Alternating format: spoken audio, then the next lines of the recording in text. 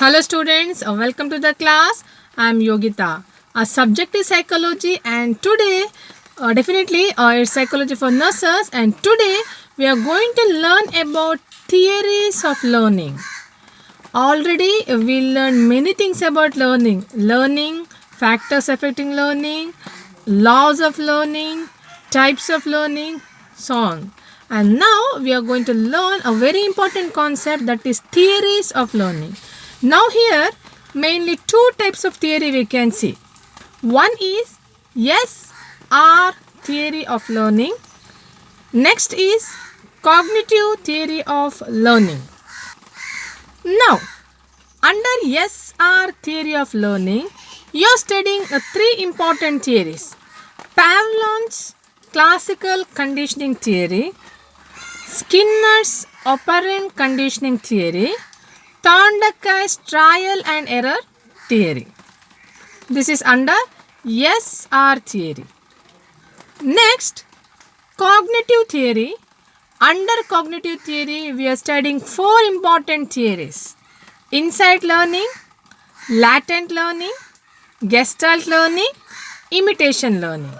So, now the basic concept is clear, I guess.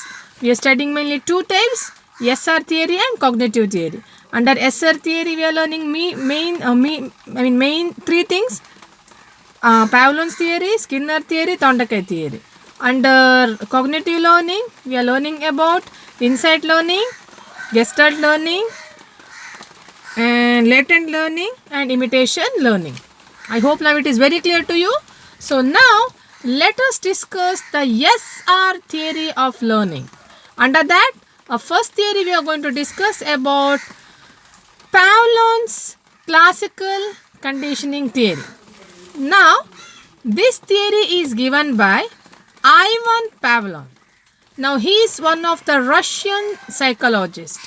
He was doing a study on digestive system, and whenever he did this study on digestive system, he also identified that how this psychological behavior is linked into this physiological condition. So he said that we can condition a behavior of an individual. Now for that, he did one experiment. He did one experiment on hungry dog, because hungry dog, when we kept the food, it started to do the salivation. So based on that, he did one experiment. Now whenever the dog was hungry, dog was producing salivation when he was seeing the food. So food is a natural stimuli to the dog. Next, what he did, he has kept the hungry dog, and before giving the food, just prior to that, he was ringing a bell. So immediately ringing a bell and giving food. That time dog started to drooling the saliva. After continuing, he was given the bell but no food. Even for the sound of that bell, the dog started to produce saliva. That means here the conditioned stimulus made to produce the unconditioned response in dog. See, bell was there, dog was drooling the saliva, but there was no food. But for the stimulus, dog was trained to produce saliva. But later, when there was a bell and no food, this unconditioned stimulus response was decreased. Extinction occurred. Dog stopped producing the saliva because there was no food. Later, after some rest, again he continued the same experiment. Hungry dog, he has given the food. Before the food, he just rang the bell. Now again, by listening to the sound of that bell, dog again started to produce saliva. See, this was a spontaneous recovery of that behavior. Now again he has continued his experiment. Now this time it was not with the bell sound. It was with the sound of tuning fork. So whenever the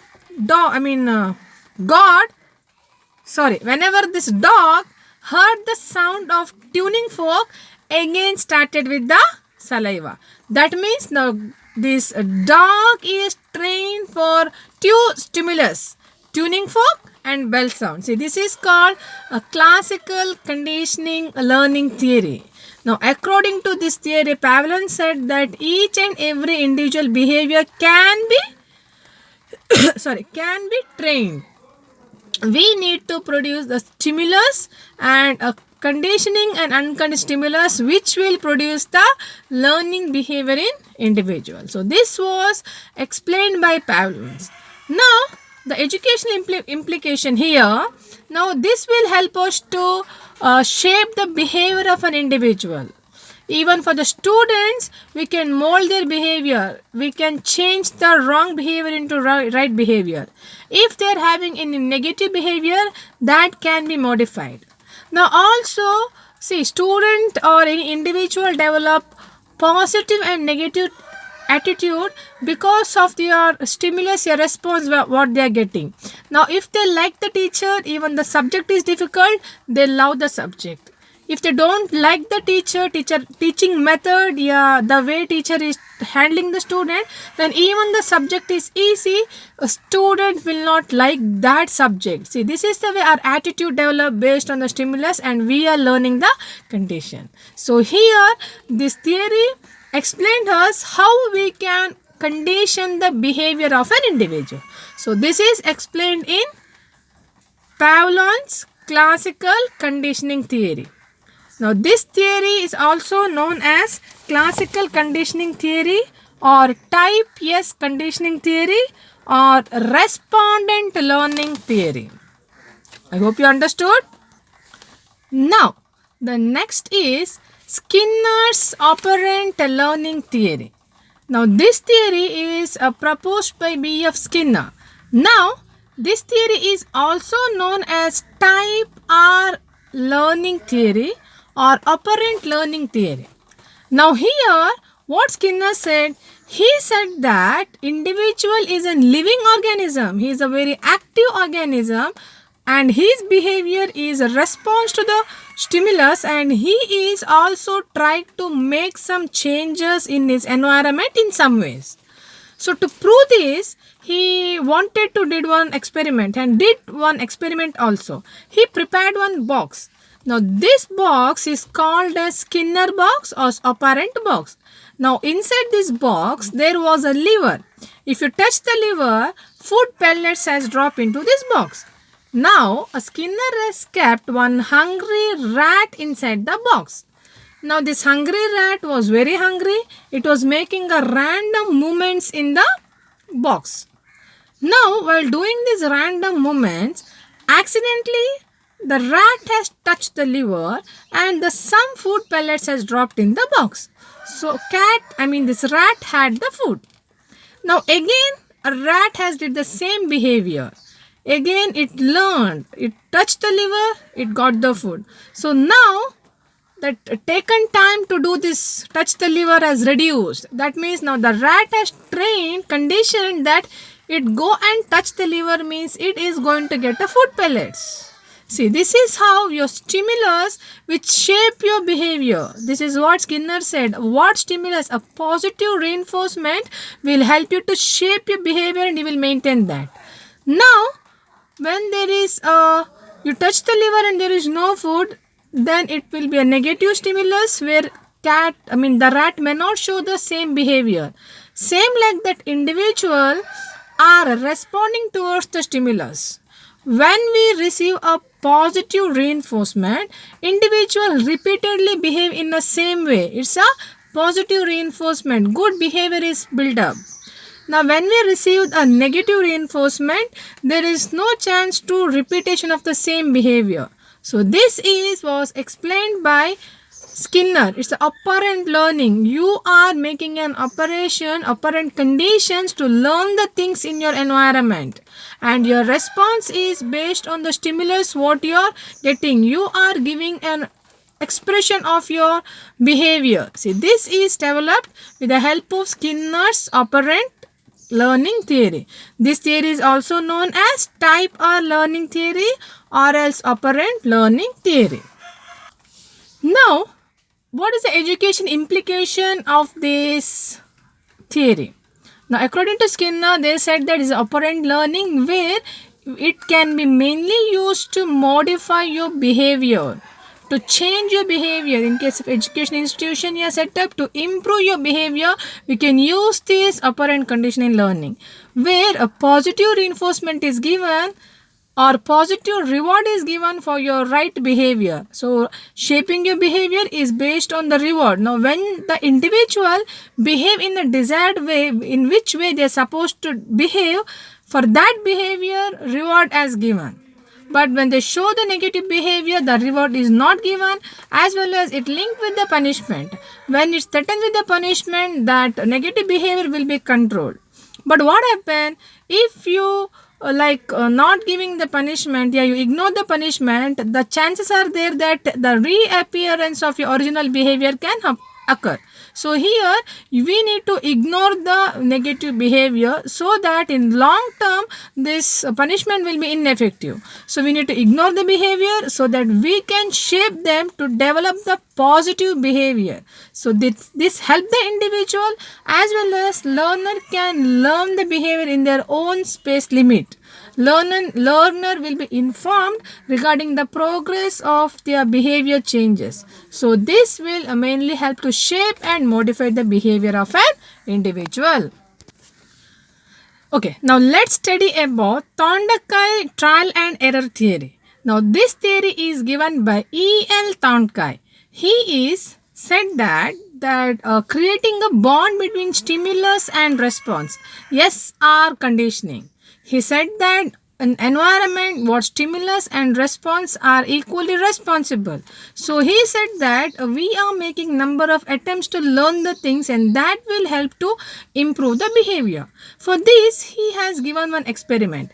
He prepared one box. The boxes contain one latch and he kept one hungry cat inside the box, and the box consists one door and one fish is placed outside the door. Now this cat is making random movements, motorless movements, purposeless movements to come out to eat the fish. But cat couldn't come out. In the random movements, what happened? The cat has by mistakenly manipulated the latch and the door is open. Now cat has come out, ate the fish. Now again he proceeded with the experiment. Again he has kept the cat. Now cat has reduced that random movements. It has manipulated to open the latch. Cat has come out, had the fish. When the again experiment is proceeded, the number of unnecessary movements has decreased and number of right directed behavior is increased. See, this is how whenever you do a repetition of activity, you learn it properly. So this is what Thorndike said, that we are learning from mistakes. We make an error when we're learning. In the process of learning, this error helps us to learn the right things and right behavior. So this is what explained by Thorndike, that trial and error learning. Now in educational implication, if you see, a child is learning many things. And when the child is ready to learn, we need to provide the opportunity to the child to learn. So that will improve the learning. And do not force the child when the child is not ready. And whenever they make a mistake in their learning, we have to provide a correct guidance to the child so that child can reduce the mistakes and improve the rate of success. So opportunities must be given to all the child so that they can make utilize of that opportunity. So this will give a learning experience to the child. Also, this will help to keep yourself confident in the process of working, because you are doing it. You are taking a trial error and from that you are learning the right behavior. So this also help to modify the behavior of individual. So this is how Thorndike explained trial and error learning. So this is what we learned is SR theory of learning. Mainly three theories: Pavlov's classical conditioning, Skinner's operant conditioning, and Thorndike trial and error learning. Okay, now let's continue study of our cognitive learning theories. Now here first is insight learning. Now here insight learning means we are getting an elimination ideas to learn the things. For example, this is provided with an experiment. Now, in a big cage, one chimpanzee has kept, and some bananas were hanging up. In the same cage, there was two box and two sticks. One is big stick and one is small stick. Now, the chimpanzees were hungry. They wanted to eat the banana they couldn't reach. They kept one box, stand on that, and tried to reach the banana they couldn't reach. They kept two box, one and above another. They stand on that they couldn't reach. Now, standing on boxes, chimpanzees took small scale and tried to reach the banana they couldn't reach. They took the long scale, tried to reach, they couldn't. Now they were disappointed. They were sitting there thinking that they are not able to reach the banana. Now, while holding these two sticks, something is struck in their mind. Immediately, they did something, tried to join these two sticks. Now, these two sticks were created in such a way that if you try to make a lock, it will be locked and it will be a lengthy stick. So now, chimpanzees were able to do that. Like they made a random attempt to try to stick that, and it has joined and it become a big stick, and now they could reach the banana and they could eat. See, this is what according to this experiment, what they said is whole learning is always more precious and important compared to the part. See, compared to taking a small pieces of stick, whole if you take, that is more useful. So this is how insight learning, individual getting certain insights, elimination of ideas, or all of a sudden striking something in their mind, that will help them in their learning process. Okay, so this is insight learning. Next is latent learning. Now, latent learning, what it says, like your past experiment, now that will help you to improve your learning. Now, how about the past experience? Like, okay, here, William James, a psychologist, American psychologist, has prepared one experiment. He has taken two rats and he made one is experimental group and one is control group. And he has taken two box. One was a simple box, one was a complicated maze box. Now here he made this experimental group rat running in a simple box many times. They were running many times. But these control groups kept away from this first step of experiment. Now they move to the second phase of experiment where they taken the complex box and they made this experimental rat run in that and this control group run in that same box. Now here experimental rats were running little more faster than this control group because experimental group rat already had one previous experiment in running in such kind of similar boxes previous, but this control group rat, they didn't had any experience, so they were taking a long time to run in that box. Now concluding this experiment, they said that our past experiment, past experience, past impression, past knowledge, that is important, that will influence our learning. So this is what explained by latent learning. Next is Gestalt learning. Now here what they wanted to tell, like it is given by one tall man, an American psychologist. He wanted to present one experiment. For this experiment he has selected one monkey. Now monkey has fed with the lotus leaf. Monkey was sitting and leaves were presented to the monkey and monkey was eating that leaf and the taste was registered in monkey's mind. Now the monkey had a blindfold. In the blindfold they made to eat certain delicious fruit to this monkey. So monkey ate a delicious fruit when the monkey had a blindfold. Now they removed the blindfold.